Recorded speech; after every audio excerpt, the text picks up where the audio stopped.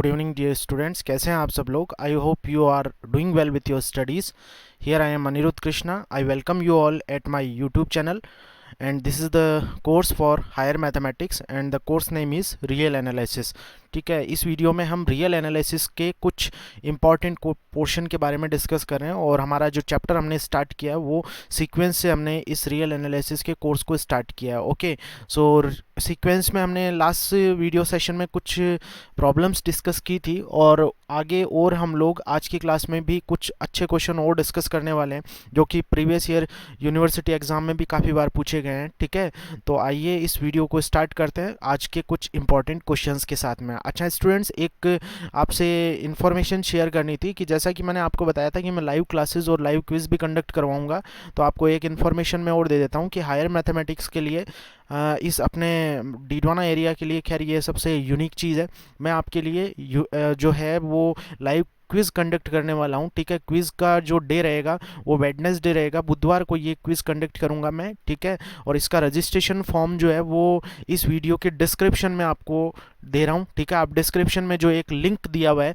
उस पर जब आप क्लिक करेंगे तो आपको सारी डिटेल्स फिलअप करनी है और जैसे ही आप डिटेल फिलअप कर देंगे तो आप क्विज़ के लिए रजिस्टर कर पाएंगे। तो मैं चाहता हूं कि ज़्यादा से ज़्यादा नंबर में बाकी अपने फ्रेंड्स वगैरह के साथ में शेयर कीजिए और इस क्विज़ में ज़्यादा से ज़्यादा लोग पार्टिसिपेट कीजिए। ठीक है, तो आपको ये सारा वीडियो जो क्विज़ का रजिस्ट्रेशन फॉर्म है वो इसी वीडियो के नीचे डिस्क्रिप्शन बॉक्स में मिल जाएगा। ठीक है, आप सभी लोग उस फॉर्म को ओपन करो और उस फॉर्म को फिलअप कर दीजिए और सबमिट कर दीजिए, तो उसके लिए आप क्विज़ के लिए खुद को रजिस्टर कर देंगे। ठीक है, तो ये आपसे एक इंपॉर्टेंट इन्फॉर्मेशन शेयर करनी थी। आप अपने ज़्यादा से ज़्यादा फ्रेंड्स के साथ ये वीडियो चैनल और ये जो क्विज़ का फॉर्म है ये ज़रूर शेयर कीजिए ताकि ज़्यादा से ज़्यादा लोगों को इस क्विज़ का बेनिफिट हो सके। देन वेडनेसडे को ये क्विज़ होगी तो मैं आपको शाम तक जो है वो उस क्विज़ के सॉल्यूशंस भी अपलोड करूँगा। कुछ अच्छे क्वेश्चन जो एमएससी एंट्रेंसेज या प्रीवियस ईयर यूनिवर्सिटी एग्जाम में पूछे गए हैं वो सारे क्वेश्चन उस क्विज़ में इंक्लूड होंगे। चलिए करते हैं अब आज के इस वीडियो को स्टार्ट। देखिए, आज की क्लास में हमें दो इंपॉर्टेंट क्वेश्चन डिस्कस करने हैं। ठीक है, तो सबसे पहले एक काम करते हैं कि लास्ट क्लास में जो हमने एक क्वेश्चंस की सीरीज़ देखी थी, हमने एक सीक्वेंस एन देखा था और उस एन सीक्वेंस के बारे में हमें पूछा हुआ था कि whether the given sequence is convergent और नॉट, ऐसा कुछ हमें गिवन था। तो चलिए एक क्वेश्चन जो फर्स्ट क्वेश्चन है वो एक और प्रैक्टिस करते हैं और उसी चीज़ को समझते हैं कि सीक्वेंस का कन्वर्जेंस जो है वो ऐसी सीक्वेंस गिवन सीक्वेंस के लिए कैसे चेक होगा। तो suppose you are given a sequence a n and this sequence is given like 3n+4, this is 3n+4 and upon 2n+1, this is the given sequence. Okay, अब हमें क्या करना है कि जब भी ये सीक्वेंस आपको दिया होगा तो हमें करना ये है कि सबसे पहले क्वेश्चन जो आपसे पूछेगा, अलग अलग क्वेश्चन वो आपसे यूनिवर्सिटी एग्जाम में पूछता है। फर्स्ट ऑफ ऑल वो ये पूछेगा कि ये मोनोटोनिक है या नहीं सीक्वेंस। ठीक है, इट मीन्स वो सीक्वेंस वर्धमान हासमान है या नहीं, इसका कहने का मतलब ये हो गया। So first one is monotonic है या नहीं। ठीक है, यस और नो, ये आपको आंसर करना है। बी पार्ट ये हो सकता है कि क्वेश्चन में आपसे ये पूछता है कि whether the given sequence is bounded और नॉट। ठीक है, ये भी आपसे पूछ सकता है, तो ये भी हम डिस्कस कर सकते हैं। और हमें एक चीज़ वो लास्ट में ये भी पूछ सकता है whether the given sequence is convergent और नॉट। ठीक है, ये वो चीज़ आपसे पूछ सकता है। तो देखिए एक क्वेश्चन मैं आपको और सॉल्व करके बता देता हूँ। हालांकि हमने लास्ट क्लास में ऐसे क्वेश्चन स्टार्ट कर लिए थे, बट फिर भी आपको और थोड़ा सा हिंट में दे देता हूँ ऐसे क्वेश्चंस को करने के लिए। तो देखिए क्या करना होता है कि सबसे पहले स्टूडेंट्स आपको ए पार्ट जो है मोनोटोनिक का करना होता है। तो सिंपल सी बात है, रिपीटेडली ऐसे क्वेश्चन यूनिवर्सिटी एग्जाम में तो फ्रिक्वेंटली पूछे जाते हैं। तो मोनोटोनोसिटी के लिए आपको क्या करना होता है कि सबसे पहले आपको ए एन और ए एन -1 या ए एन +1 ले लीजिए, यहाँ पे A N +1 minus A N, इन दोनों का वैल्यू चेक करना होगा। तो ए एन +1 स्टूडेंट्स क्या होगा, जहाँ जहाँ उस सीक्वेंस में एन आ रहा है ना वहाँ पे आप n+1 पुट कर देंगे, तो it will B 3n+1 and +4 and this is divided with 2n+1 and plus में 1। ठीक है, एंड माइनस यहाँ पे आप लिखेंगे इसको 3n+4 अपॉन 2n+1। ओके, सो आपने यहाँ पे स्टूडेंट्स ऐसे इसको रीराइट कर दिया। थोड़ा सा सिंप्लीफाई करेंगे तो आपने देखा कि 3n+7 आएगा यहाँ पे और अपॉन में यहाँ पे 2n+ ये हो गया यहाँ पे 3। ओके, तो ये रिजल्ट यहाँ तक मिल जाएगा। माइनस में 3n+4 और ठीक ऐसे ही 2n+1, ये रिजल्ट यहाँ तक मिलेगा। ठीक ऐसे ही आप कंटिन्यू करते हैं तो आगे आपको क्या मिलने वाला है, जैसे ही आप एलसीएम लेते हैं तो कितना बन जाएगा ये, आप देखते हैं कि यहाँ पे 2n+3 2n+3 ये हो गया, और मल्टीप्लाइड विथ 2n+1 ये रिजल्ट यहाँ से आप लिख सकते हैं। ठीक है, अब जब आप इसको एलसीएम की हेल्प से सॉल्व करते हैं तो देखिए मैं सॉल्व कर देता हूँ कितना आता है, आप लोग भी मेरे साथ साथ सॉल्व करके देख सकते हैं, ज़्यादा बेनिफिशियल होगा। So it will B 6n² okay plus 3n and plus 14n plus 7 and this is minus, ठीक है आगे देखते हैं क्या बनता है यहाँ पे, and this is minus by multiplying the uh, all the factors with negative sign, it will be minus 6n okay and minus 9n okay and minus 8n minus 12 okay.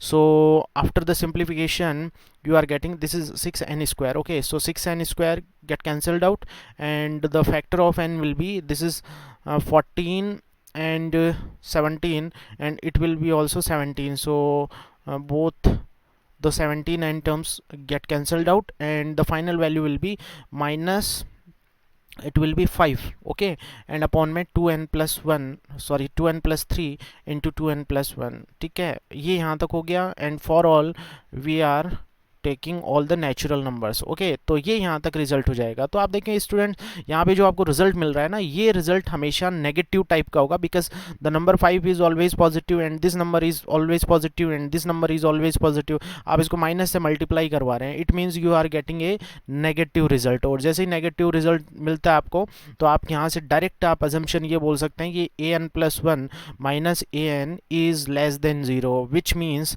an+1 is less than an ठीक है। तो इसका मतलब आगे के terms previous वाले से आपको कम मिलते जाएंगे। It means the given sequence is monotonically decreasing sequence. Clear ना स्टूडेंट्स, आपको ये सबको क्लियर हो गया।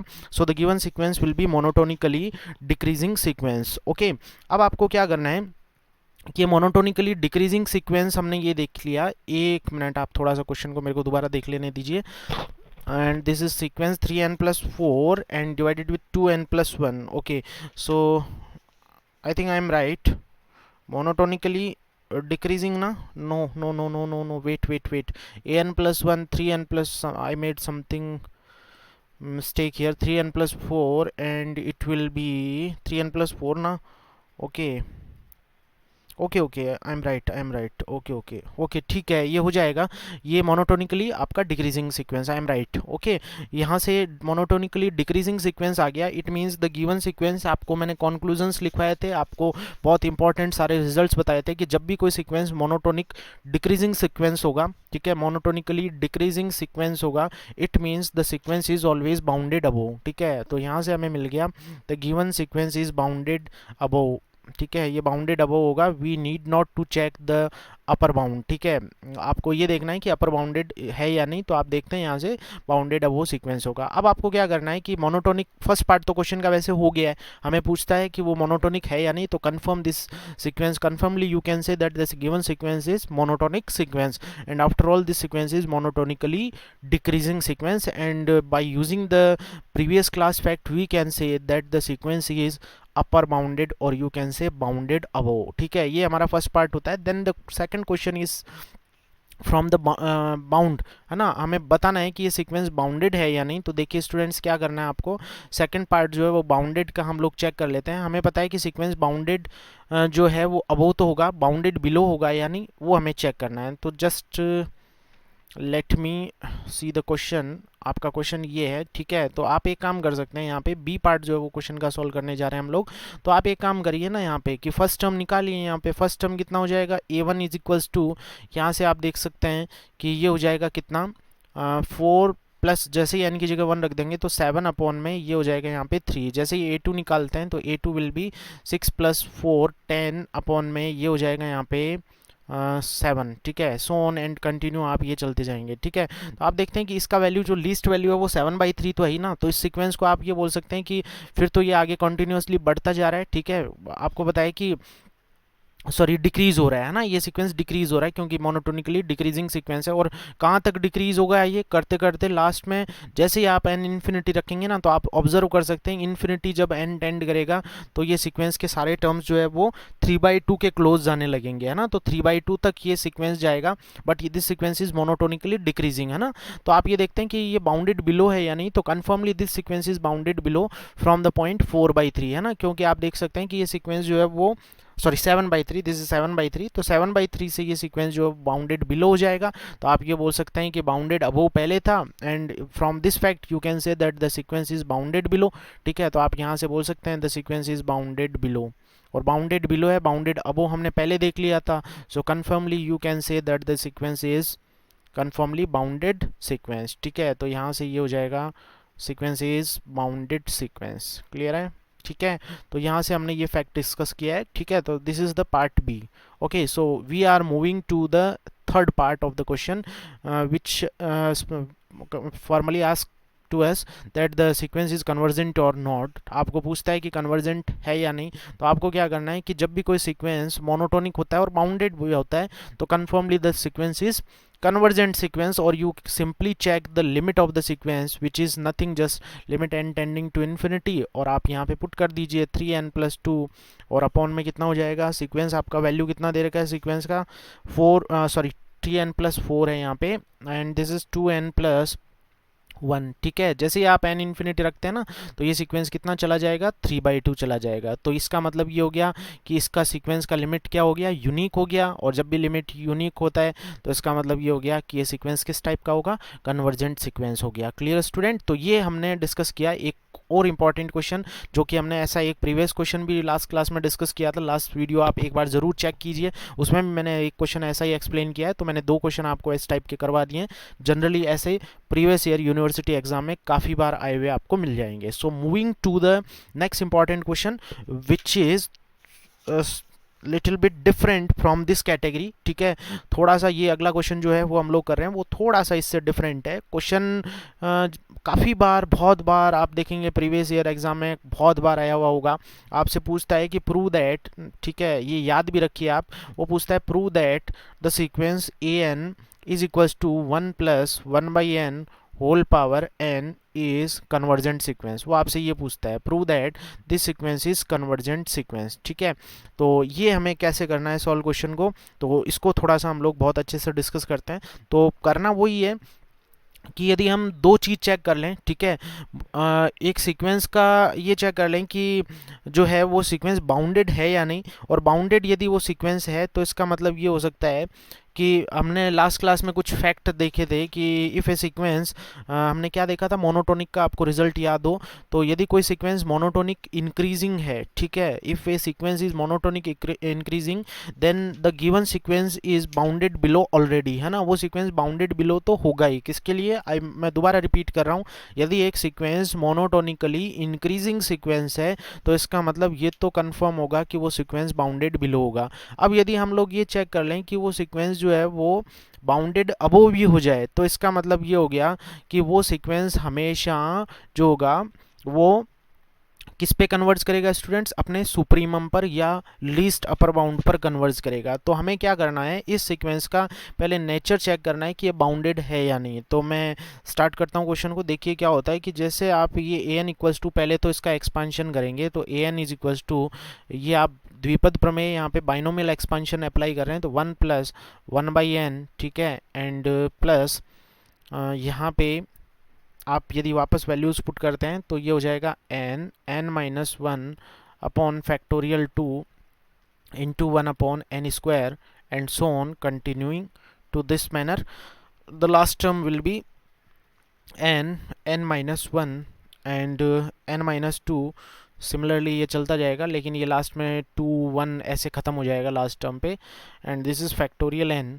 ओके, और यहाँ जो पावर्स रेज होती जाएगी तो इसका nth जो टर्म है ना बच्चों ये होगा, ठीक है। So this is the nth term. अब यहाँ पे क्या करना है कि सपोज मेरे को मोनोटोनिसिटी चेक करनी है, तो मैं an और an+1 की हेल्प से चेक करता हूँ। तो यहाँ पे मैं an+1 निकालने की ट्राई करता हूँ, तो इट विल बी 1 प्लस, ये तो 1 में ही कन्वर्ट होगा और ये बन जाएगा आपका n इंटू n+1, ओके। और ये हो जाएगा यहाँ पे 1/n+1 to the whole square and so on. We are continuing in this manner.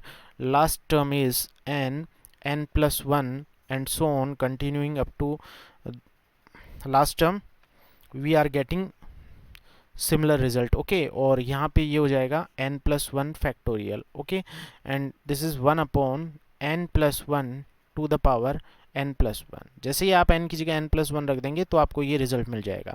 अब आपको क्या करना है कि यहाँ पे थोड़ा सा आप इन दोनों टर्म्स को रीअरेंज करिए, तो देखिए आपको क्या मिलता है। यहाँ पे मैं फर्स्ट जो इक्वेशन है ना, मैं इसको इक्वेशन 1 डाल देता हूँ। This is the equation number 1 and this is the equation number 2 after the expansion. मैं इन दोनों इक्वेशंस को रीराइट करता हूँ, तो देखिए क्या होता है कि an इज इक्वल्स टू, ये तो यहाँ पे फैक्ट 1 है, +1 ये एज इट इज़ है, एंड प्लस यहाँ पे इस n स्क्वायर को आप n और n में ब्रेक कर दीजिए, ठीक है। So it will B n and n, ये n तो इससे कैंसिल हो जाएगा और ये n जो है वो इस ब्रैकेट के अंदर चला गया, तो ये कितना हो जाएगा यहाँ पे 1/2 को तो आप साइड में कर लीजिए, ठीक है। ये तो एक कांस्टेंट नंबर है और ये बन जाएगा आपके पास 1 - 1/n, ठीक है। And so on continuing to the last term. आपको यहाँ पे जो है वो भी सेपरेशन ऐसे ही करने से मिलेगा, कितना लास्ट टर्म जो है वो 1/n को, जैसे हमने 1/2 को सेपरेट किया, वैसे 1/n को आप लोग सेपरेट यहाँ पे इजीली कर सकते हैं, ठीक है। सो यहाँ पे 1/n को तो कर लिया हमने बाहर, और अब जो ब्रैकेट के अंदर हमारे पास नंबर बचते हैं ना, उनको हम लोग वैसे ही रीराइट कर देते हैं सिमिलरली 1 - 1/n, ठीक है। क्योंकि यहाँ पे आपके पास n to the power n है, इसका मतलब ये है कि n n n multiplied up to n times, ठीक है। तो आप लोग ऐसे इसको सेपरेट कर सकते हैं, तो it will be 1 - 2/n and so on continuing up to the last term with, and the last term will be 1/n, okay. So 1/n को आप थोड़ा सा ऐसी फॉर्मेट में रीराइट कर सकते हैं, 1 - n - 1/n। After simplification this bracket will also result in 1/n, ठीक है। वो सेम ही 1/n ही मिलने वाला है, ठीक है। ऐसे ही आप इसी सेकंड इक्वेशन को रीराइट करें तो an+1, अब रीराइट करने के लिए आप क्या करेंगे, इसी इक्वेशन में n की जगह n+1 रख दीजिए, वो सेम ही रिजल्ट मिलने वाला है। तो 1 + 1 + 1/2 and this is 1 - 1/n+1, okay, and so on continuing to the last term which will be 1/n+1, ठीक है। और यहाँ पे ये हो जाएगा 1 - 1/n+1, ठीक है। एक्चुअल में अब थोड़ा सा रियल एनालिसिस जो है वो स्टार्ट हो रहा है, अभी तक तो हमने बहुत बेसिक चीज़ें स्टार्ट की थी, थोड़ा सा इसको समझ के चलिए, सारी चीज़ें क्लियर होने वाली है, ठीक है। तो n की जगह आप n+1 पुट कर दीजिए, तो ये इस टाइप से आपको रिजल्ट मिलेगा। मेरा आपसे एक ही रिक्वेस्ट है कि आप इन क्वेश्चंस को ज़रूर साथ साथ में करिए, पेपर पे लिख के करिए, बिना पेपर पे लिखे ये सारी चीज़ें कभी भी आपको क्लियर नहीं होने वाली है, ठीक है। तो आपने n की जगह n+1 रख दिया, तो ये सारे आपको लास्ट टर्म तक मिल जाएंगे, ठीक है। मैं आपको एक बार स्क्रीन रोक के दिखा देता हूँ, ये लास्ट टर्म आपको मिलने वाला है, क्लियर है, ठीक है। तो आगे बढ़ते हैं, देखिए अब आगे क्या करना है। तो ये हमने यहाँ तक कंटिन्यू कर लिया है। नाउ आगे हम an+1 और an का जो है वो डिफरेंस चेक करने वाले हैं। तो वो डिफरेंस कैसे चेक किया जाएगा, तो वो मोनोटोनिसिटी के बेसिस पे ही हम लोग बोल सकते हैं, उससे हमें आइडिया लगेगा कि this sequence is monotonically increasing और डिक्रीजिंग, ठीक है। तो आप सिंपल सी बात देखिए कि यहाँ पे जो है ये दोनों फैक्टर्स, तो अब देखो एनालिसिस यहाँ से अच्छा सा स्टार्ट होगा ना, थोड़ा ध्यान से फोकस करके देखना। होगा क्या कि ये दोनों टर्म्स तो स्टूडेंट्स सेम ही है ना, इस सीक्वेंस में भी है, इसमें भी है, तो आप देख रहे हैं इसका तो इफेक्ट नहीं पड़ेगा। अब इन दोनों टर्म्स को थोड़ा सा अच्छे से एनालाइज करिए, इन दोनों टर्म्स से आपको क्या रिजल्ट अच्छा सा मिलता है, देखिए ध्यान से क्या रिजल्ट मिलेगा इन दोनों टर्म्स से। आप देखें कि यहाँ पे 1 - 1/n दिया हुआ है, तो मैं सिंपल सा एक एनालिसिस यहाँ से बोल सकता हूँ n+1 is always greater than n, ठीक है, फॉर एवरी नेचुरल नंबर, ठीक है, आप ये चीज़ बोल सकते हैं n+1 ज़्यादा है n के कंपेरेटिवली, तो it means 1/n+1 is always less then 1/n। ठीक है, आप इसको माइनस से मल्टीप्लाई कर दें तो क्या हो जाएगा, माइनस से मल्टीप्लाई यदि दोनों साइड करते हैं तो आप देखेंगे कि ये रिजल्ट हो जाएगा -1/n+1, और ये ग्रेटर हो जाएगा -1/n, क्योंकि माइनस से मल्टीप्लिकेशन पे जो इनइक्वेशन का साइन है वो चेंज हो जाता है। क्लियर है? नाउ आप यहाँ से 1-1/n+1 बोल सकते हैं कि ये ग्रेटर होगा, ठीक है, किसके कंपैरेटिवली, 1-1/n। ये एनालिसिस आप लोगों ने यहाँ से कर लिया। ठीक है, this is the important point. ठीक है, नोट हो गया आपको अच्छे से? तो ये आगे के सारे फैक्टर्स में यही चीज़ काम करने वाली है जो हमने यहाँ नोट किया है, ऑब्जर्व किया है। ठीक है, तो यहाँ से आप लोग ये बोल सकते हैं कि ये फैक्टर जो है ना वो ज़्यादा होगा इसके कंपैरेटिवली। ठीक है, तो इसका मतलब ये हो गया कि आप क्लियरली यहाँ से बोल सकते हैं this factor is greater then this factor, और सिमिलरली आप अगले फैक्टर पे जाएंगे तो ये लार्जर होगा इसके कंपैरेटिवली, और ऐसे ही लास्ट टर्म तक भी आप ये एनालिसिस अप्लाई करेंगे तो this series is larger than this one, ये बड़ी सीरीज होगी। क्लियर है? तो यहाँ पे ये लार्ज सीरीज होगी, तो आगे हम लोग ये लिख सकते हैं कि hence we can say an+1 is greater than that of an। ठीक है, और ये इक्वलिटी भी पॉसिबल है। ठीक है, किसी केस में इक्वल भी हो सकता है, क्योंकि यदि स्टार्टिंग के दो टर्म ले रहे हैं तो आप देख रहे हैं कि सीक्वेंस इक्वल भी हो रहे हैं, तो ग्रेटर देन इक्वल्स टू आप यहाँ पे बोल सकते हैं। ठीक है, तो an+1 is greater then this one for every natural number. Clear है? तो यहाँ से आप बोल सकते हैं कि the sequence an is monotonically increasing sequence. Clear है? तो यहाँ से आपको मिल गया मोनोटोनिकली इंक्रीजिंग सीक्वेंस। अब हमारे जो रिजल्ट्स है ना वो काम में आने वाले हैं। आप यहाँ से ये बोल सकते हैं कि मोनोटोनिकली इंक्रीजिंग सीक्वेंस है, it means the given sequence is bounded below sequence. Okay, bounded below sequence वो यहाँ से होगा। अब बाउंडेड बिलो सीक्वेंस होगा, इट मीन्स आप ये बोल सकते हैं कि जब सीक्वेंस बाउंडेड बिलो हो गया, अब हमें अपर बाउंड का पता चल गया और या हमने ये प्रूव कर दिया कि the sequence is bounded above also, then you can say the sequence is bounded. और फिर हम लोग जो है वो इसका लिमिट चेक कर लें, और लिमिट चेक करते ही हमें आइडिया लग जाएगा कि जो सीक्वेंस है वो कंफर्म कन्वर्जेंट होगा। ठीक है, तो वो आपसे ये पूछता है, तो अब हम कैसे इसको चेक करेंगे? देखिए, तो सिंपल सी बात है कि हम लोग इसको बाउंडेड बिलो सॉरी अबो प्रूव करना चाहते हैं, तो हमें एक अपर बाउंड चाहिए। तो देखिए क्या करना है, बहुत सेकंड एनालिसिस का पार्ट ये स्टार्ट हो रहा है, इसको भी अच्छे से समझिए आप। देखिए क्या करना है, सेकंड पार्ट क्वेश्चन का यहाँ से स्टार्ट होगा। काफ़ी इंपॉर्टेंट क्वेश्चन है, रिपीटेड होता है बार बार, तो अच्छे से ही समझिए और हर एक चीज़ क्लियर करते हुए चलिए, ताकि ये क्वेश्चन फिर से यूनिवर्सिटी एग्जाम में पूछा जाए तो आपको कहीं पे कोई डाउट नहीं रहे। ठीक है, तो देखिए यहाँ पे क्या करना है कि यहाँ पे सेकंड पार्ट क्वेश्चन का स्टार्ट हो रहा है। आप लोग ये बोल सकते हैं कि यहाँ पे एक 1+1 है, ठीक है, और प्लस 1/2 और इंटू 1-1/n लिखा है। ठीक है, तो ये बोल सकते हैं आप लेसर होगा किसके कंपैरेटिवली, 1+1 प्लस केवल मैं 1/2 लिखता हूँ, तो भाई यहाँ पे तो मैंने एक नंबर माइनस करके लिखा है ना, तो इसका मतलब इस नंबर की वजह से जो है ना ये पूरी सीरीज लेस हो जाएगी। यहाँ पे वो नंबर मैं मल्टीप्लाई कर ही नहीं रहा हूँ, तो इसका मतलब ये हो गया कि this series is always larger than that of this series. ठीक है, ऐसे ही आप यदि कंटिन्यू करते जाएं तो 1+1+1/2 एंड 1-1/n, ठीक है, और ऐसे ही आगे के टर्म्स भी यदि आप कंटिन्यू करते चलें तो लास्ट का जो टर्म आएगा वो हमने देखा था, कौन सा टर्म आएगा लास्ट वाला इसी सीरीज का, 1-, आप ऊपर की सीरीज से रेफरेंस ले सकते हैं, आप पेपर पे ज़रूर सॉल्व करिए वरना ये क्वेश्चन क्लियर नहीं होगा। ठीक है, तो ये सीरीज जो है वो पूरी की पूरी हमें मिली है। This series is less than, ऊपर वाले मैं कंक्लूजन से ये बोल सकता हूँ कि this series always less than 1+1+1/2 and 1/3 and so on, we are continuing up to 1/n। ये हमें फैक्ट मिल गया। ठीक है, लेकिन हमें पता है कि इस सीरीज का भी समेशन करना पॉसिबल नहीं है। ठीक है, we are trying to find the upper bound of the sequence. ठीक है, हमें अपर बाउंड चाहिए, इस वजह से हम इस सीक्वेंस का समेशन करने में इंटरेस्टेड है। तो फिर से हमें नहीं पता है कि इस सीक्वेंस का वैल्यू या इसका जो समेशन है वो कितना होगा, क्योंकि फैक्टोरियल आ रहा है। फिर से हमारा सेकंड ऑब्जर्वेशन एक और स्टार्ट होता है, हमें पता है कि फैक्टोरियल 2 और 2 अभी बराबर होंगे, ठीक है, इक्वल होंगे, लेकिन अपन फैक्टोरियल 3 की बात करें तो ये 6 होगा, और 2 पे पावर 3 लगा दें तो ये फिर 2 पे पावर 3 हो गया। ठीक है, और ये तो इक्वल चल रहे हैं अभी यहाँ पे। ठीक है, ऐसे ही यहाँ पे आप देखें तो ये तो 6 होगा और ये 8 हो जाएगा, it means this is less than 2 power 3, और फैक्टोरियल 4 करें आप तो ये हो जाएगा यहाँ पे कितना 24,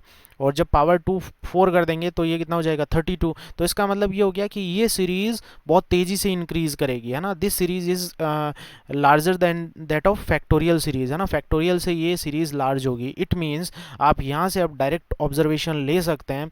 आप क्या लिखेंगे यहाँ पे कि आगे की स्टेप में मैं कंटिन्यू कर रहा हूँ यहाँ पे कि दिस सीरीज़ इज़ ऑलवेज, ठीक है, मैं यहीं लिख देता हूँ, चलिए आपको अच्छे से क्लियर हो तो गया ही, ठीक है। तो देखिए एक बार, this series is less than 1 plus 1 plus 1/2 and plus 1/2 fact square, ठीक है, एंड 1/2 क्यूब, और इसी टाइप से आप कंटिन्यू करते जाएंगे तो 1/2 पावर n तक आप बोलेंगे कि ये लेस ही होंगे, ठीक है। तो इसका मतलब क्या हो गया, आप शुरुआत से पूरी प्रॉब्लम को देखिए। ये पूरी सीरीज़ हमने देखा था, हमें इस सीरीज़ का पता है, ये हमारे क्वेश्चन में जो गिवन सीरीज़ थी ना वो है, ठीक है। This series is equals to a n, है ना, this series equals to a N.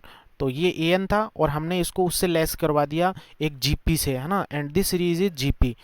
ये सीरीज़ आपकी एक जीपी है, ठीक है। तो इससे पूरे से कम करवा दिया। इट मीन्स आप ये बोल सकते हैं कि ए एन जो है ना वो पूरा इससे लेस है। It means a n is less than 1 plus 1 plus 1/2 and plus 1/2 square and plus dash dash continuing up to 1/2 power n, ठीक है। ये आप यहाँ से बोल सकते हैं। अब यदि ये आपको पता चल गया तो ये एक जीपी है, तो इसका समेशन आप निकाल सकते हैं 1 प्लस, और ये हो जाएगा a into r to the power n, या 1 minus r to the power n करेंगे तो 1 minus r to the power n, it means 1/2 power n, और अपॉन में 1 माइनस द कॉमन रेशियो 1/2, ठीक है। मैं यहाँ पे हिंट के लिए फॉर्मूला लिख देता हूँ, किसी को पता नहीं हो तो 1 minus r to the power n upon 1 minus r, this is the summation of this GP, okay. So यहाँ से आप बोल सकते हैं कि यदि इस जीपी को सॉल्व किया जाए तो लेस देन, और ये क्लियरली आपका हो जाएगा 1 plus 2 into 1 minus 1/2 power n, ठीक है, आफ्टर सिंप्लीफिकेशन। अब ये लिमिट जो है वो ए एन जो आपको मिल गया, ए एन का वैल्यू इससे कम हो गया, तो आप इसको थोड़ा सा बच्चों और सिंप्लीफाई कर लीजिए। दिस इज इक्वल्स टू, इसी को इक्वल कर देता हूँ पूरे को 2 से मल्टीप्लाई करवा के, तो ये हो जाएगा 3 minus 2 power 1 minus n, okay. तो आपको ये रिजल्ट मिला। तो आप क्या कर रहे हैं कि 3 में से इसको कम कर रहे हैं नंबर को, तो इसका मतलब ये नंबर ऑलवेज किससे कम आएगा, पूरा रिजल्ट किससे कम आ जाएगा, जब 3 में से इसको कम करेंगे तो ऑलवेज लेस देन 3 हो गया। इट मीन्स आपको डायरेक्ट कंक्लूजन मिल गया, a n is always less than 3 for every natural number n, ठीक है। तो आपने देख लिया कि सीक्वेंस मोनोटोनिकली इंक्रीजिंग सीक्वेंस था, इसका मतलब बाउंडेड बिलो हो गया, और यहाँ से आप बोल सकते हैं कि this sequence a n is bounded above, ठीक है, बाउंडेड अबो हो गया यहाँ से, तो which implies sequence is bounded above, ठीक है, बाउंडेड अबो।